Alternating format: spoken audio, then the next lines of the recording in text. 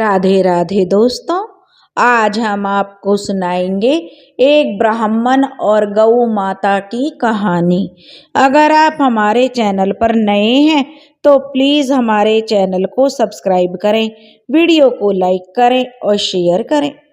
बहुत समय पहले की बात है, एक गांव में एक ब्राह्मण अपनी पत्नी और अपने बेटे के साथ रहता था। ब्राह्मण बहुत ही गरीब था, इसलिए वह अपने यजमानों के यहाँ पर पूजा पाठ यज्ञ हवन जो करता उसी से उसका गुजारा चलता था। ब्राह्मण का जो बेटा था अब वह धीरे धीरे बड़ा हो रहा था और वह गांव की ही एक पाठशाला में पढ़ने के लिए जाता था। ब्राह्मण की जो पत्नी थी वह बड़ी ही पूजा पाठ करने वाली, बड़ी ही जो धार्मिक प्रवृत्ति की महिला थी। वह बहुत ज़्यादा गौ माता की सेवा किया करती थी।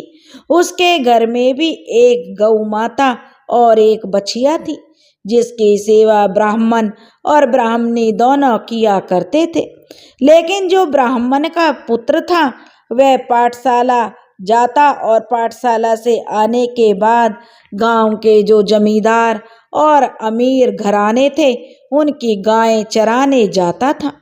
ब्राह्मण की जो गाय और बछिया थी उसे भी चराने की जिम्मेदारी ब्राह्मण के लड़के की थी। क्योंकि ब्राह्मण अपने यजमानों के यहाँ पूजा पाठ यज्ञ हवन करने के लिए जाता था, उससे जो सीधा मिलता था उसमें आटा, दाल, तेल, गुड़, चीनी और कुछ पैसे होते थे। उसी से ही तो ब्राह्मण की गुजर बसर चलती थी। अगर ब्राह्मण गाय चराने जाता तो फिर उसके घर का गुजारा कैसे होता। ब्राह्मणी भी घर का सारा काम करती थी, गाय को पानी पिलाती, गाय के खूंटे की सफाई करती, उसका थान था जो उसे साफ करती, गोबर के उपले बनाती, गोबर हटाती। इस तरह से घर गृहस्थी का सारा काम जो ब्राह्मणी के जिम्मे था। ब्राह्मणी पूजा पाठ भी नियमित किया करती थी। धीरे धीरे समय बीत रहा था। एक दिन ब्राह्मण के पुत्र ने अपने माता पिता से कहा, पिताजी, मैं रोज रोज गाय चराने नहीं जाऊंगा। इस तरह तो मुझे अपने दोस्तों के साथ खेलने का समय नहीं मिलता। क्योंकि ब्राह्मण का लड़का पाठशाला जाता तो उसके साथी उसे चिढ़ाते थे कि देखो यह तो गौएं चराने जाता है। इस तरह से वह भी बाल मन था, वह भी थोड़ा कुंठा उसके अंदर आ जाती थी। लेकिन तब ब्राह्मण और ब्राह्मणी ने अपने बेटे को बहुत ज़्यादा समझाया कि बेटा, गाय की सेवा और पूजा करने का बहुत बड़ा पुण्य फल मिलता है। पुत्र, तुम तो बड़े भाग्यशाली हो जो तुम्हें गौ माता की सेवा टहल करने का मौका मिल रहा है। और फिर बेटा, तुम तो वन में गाय चराते समय भी अपने दोस्तों के साथ खेल सकते हो। लेकिन ब्राह्मण का जो बेटा था वह नहीं माना और वह जिद करने लगा। लेकिन ब्राह्मण के बेटे की अपने माता पिता के आगे चलती नहीं थी, इसलिए मजबूरी में उसे गौएं चराने के लिए जाना पड़ता था और मन मारकर एक पेड़ के नीचे बैठ जाता और गायें चरती तो उन्हें उदास मन से लेकर आता। ऐसे ही धीरे धीरे समय बीतने लगा। जो ब्राह्मण के बेटे के मित्र थे वो उसे चिढ़ाने लगे। अब धीरे धीरे समय बीत रहा था। ब्राह्मण का बेटा और बड़ा होने लगा। उसे गौएं चराने में बड़ी शर्म महसूस होती थी। लेकिन ब्राह्मण का बेटा एक दिन जिद करके बैठ गया कि अब वह और गाय चराने नहीं जाएगा। लेकिन ब्राह्मण जो नहीं माना, उसने जबरदस्ती उससे कहा कि बेटा, तुम्हें यह काम करना पड़ेगा, नहीं तो हमारा गुजारा कैसे चलेगा। अब ब्राह्मण के बेटे ने सोचा कि वो यह घर छोड़कर चला जाएगा और वह एक दिन नाराज होकर जो बिना बताए घर छोड़कर और गांव छोड़ने का विचार करने लगा।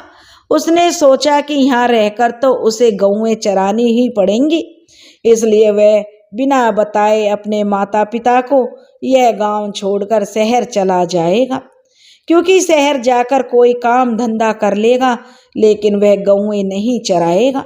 इस तरह तो वह अपने जीवन में कुछ नहीं कर पाएगा। गौएं चराकर कैसे उसका निर्वाह होगा। अब उसे, क्योंकि उसका पिता गरीब था, गरीबी देखकर ब्राह्मण के पुत्र को बड़ा ही जो गरीब और गरीबी से नफरत होती थी। वह गरीब रहकर नहीं रहना चाहता था। वह अपने जीवन में सोचता कि उसे कुछ धन की प्राप्ति हो जाए।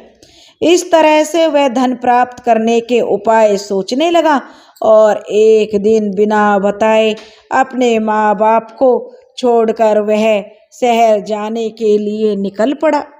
अब वह धीरे, उस समय जो वाहन तो होते नहीं थे, इसलिए वह धीरे धीरे जंगल के रास्ते से जा रहा था। चलते चलते रास्ते में अंधेरा होने लगा। शाम का समय था। जब ब्राह्मण का लड़का जंगल के रास्ते से जा रहा था तो उसने देखा कि एक पीपल का पेड़ है। बहुत भारी पेड़ था। उस पेड़ पर बहुत सी आत्माएं लटकी हुई थी। एक बार तो ब्राह्मण का लड़का उन आत्माओं को देखकर डर गया, लेकिन फिर उसने थोड़ी सी हिम्मत से काम लिया और फिर वह जो भगवान को याद करते हुए डरते डरते उसने जो उन आत्माओं से पूछा कि आप कौन हैं और इस पेड़ पर इस तरह उल्टे क्यों लटके हुए हो। तब सभी आत्माएं रोने और बिलखने लगी और कहने लगी कि हम सब ब्राह्मण वंश के पितर हैं। हमारा पोता गाय की सेवा को त्याग कर गांव छोड़कर अपने माता पिता को अकेला छोड़कर शहर जा रहा है, क्योंकि जो लोग गौ माता की सेवा करते हैं उनके पितर भी खुश होते हैं और उनके पितर जो स्वर्ग की प्राप्ति होती है। जिनके पितर नरक भी भोग रहे हों, अगर उनके वंशज गौ माता की जो पूजा करते हैं, उसकी सेवा टहल करते हैं, तो उनके पितरों को नरक से भी मुक्ति मिलती है। इस तरह से जो वे आत्माएं ब्राह्मण के पुत्र को बताने लगी कि हमारा पोता गाय सेवा को त्याग कर हमारे को इस हालत में छोड़कर, क्योंकि हम जो तड़प रहे हैं, बुरे कर्मों का फल भोगना पड़ रहा है उसी के कारण हमें, क्योंकि वह गौ माता की सेवा नहीं करता, इसलिए हम इस पेड़ पर उल्टे लटके हुए हैं। अब आत्माएं रोने चीखने लगी। तब ब्राह्मण का बेटा मन में सोचने लगा कि यह तो मैं ही हूँ। मैं ही अपने माता पिता को छोड़कर और गाय की सेवा छोड़कर शहर जा रहा हूँ।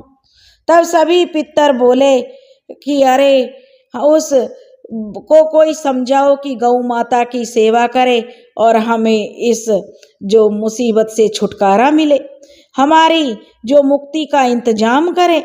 ब्राह्मण का लड़का हाथ जोड़कर अपने पितरों से बोला कि वह मैं ही हूँ, वह लड़का जो अपने पितरों को इस हालत में छोड़कर जा रहा है, जो गौ माता की कभी सेवा नहीं करता, जो अपने माता पिता को त्याग कर बिना बताए शहर जा रहा है। तब सभी पितर एक साथ बोले, अरे निर्लज्ज, तुझे शर्म नहीं आई जो तू गाय की सेवा टहल छोड़कर उससे जी चुराकर अपने माता पिता को त्याग कर शहर जा रहा है। अगर हमारी इस दशा पर तुझे जरा भी रहम आया हो, तुझे जरा भी हम पर दया आई हो, तो इसी समय तू वापस अपने गांव चला जा और अपने घर जा और अपने माता पिता से माफ़ी मांग और गौ माता की सेवा टहल कर। इससे बड़ा पुण्य धर्म कोई नहीं है।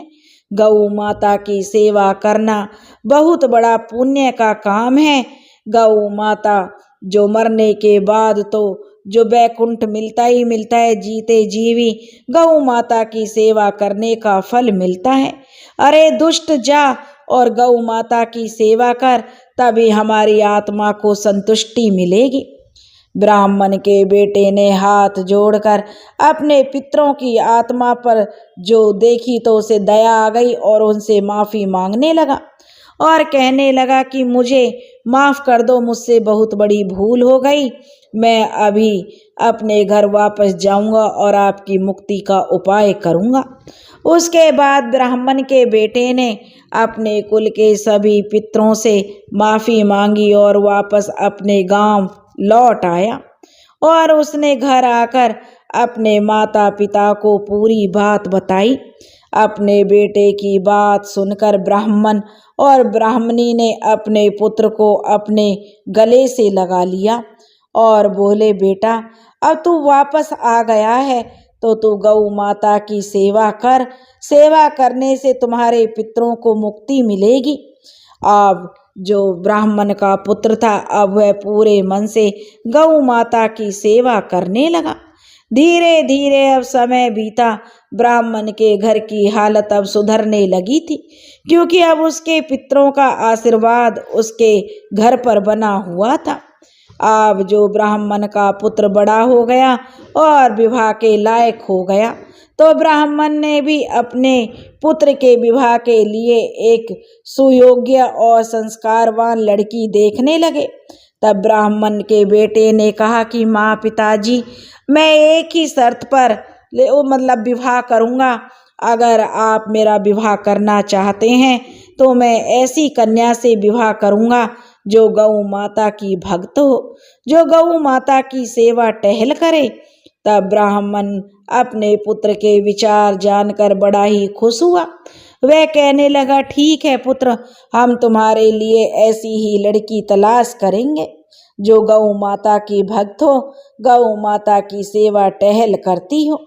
अब जो गांव के ही एक रामदत्त शर्मा की लड़की थी जो गौ माता की परम भक्त थी, वह गौ माता की सेवा करती थी। उसके चर्चे पूरे गांव में थे कि रामदत्त की लड़की जो ब्राह्मण की लड़की है बहुत ही गौ भक्त है।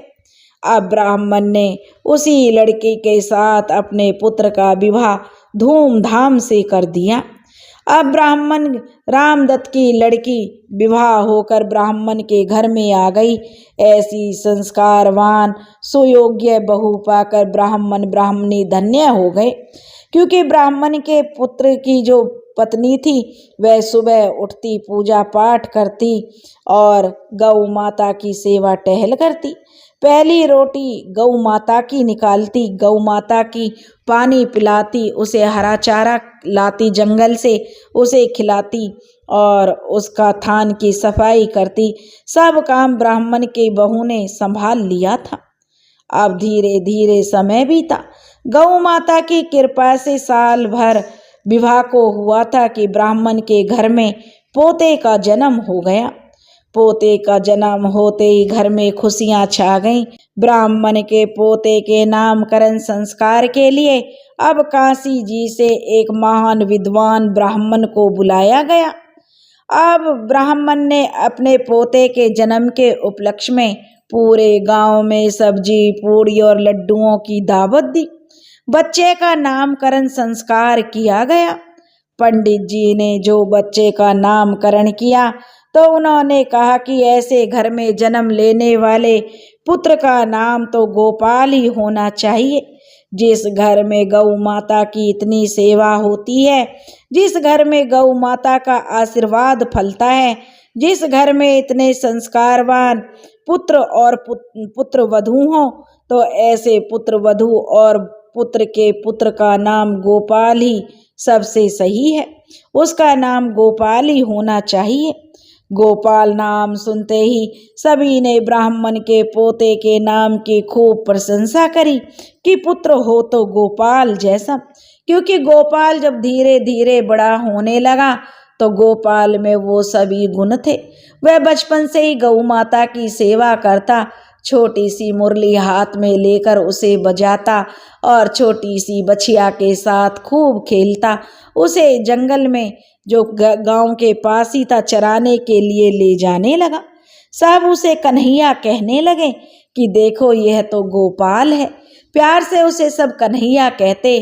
और ब्राह्मण के जो पितर थे उनका भी आशीर्वाद अब ब्राह्मण के घर पर, उसके पुत्र और पोत्रों पर बरसने लगा।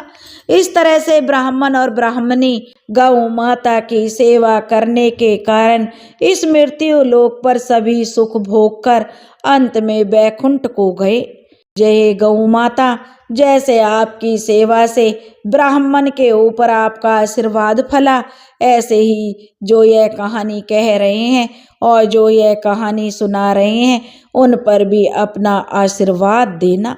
बोलो गौ माता की जय।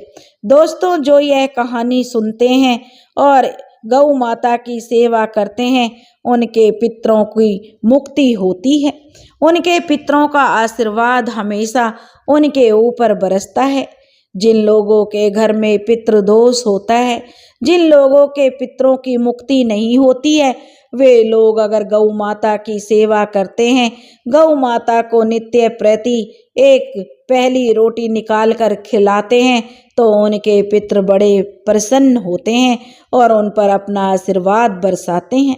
दोस्तों, अगर आपको यह कहानी पसंद आई हो तो प्लीज़ हमारे चैनल को सब्सक्राइब करें, वीडियो को लाइक करें और शेयर करें। राधे राधे।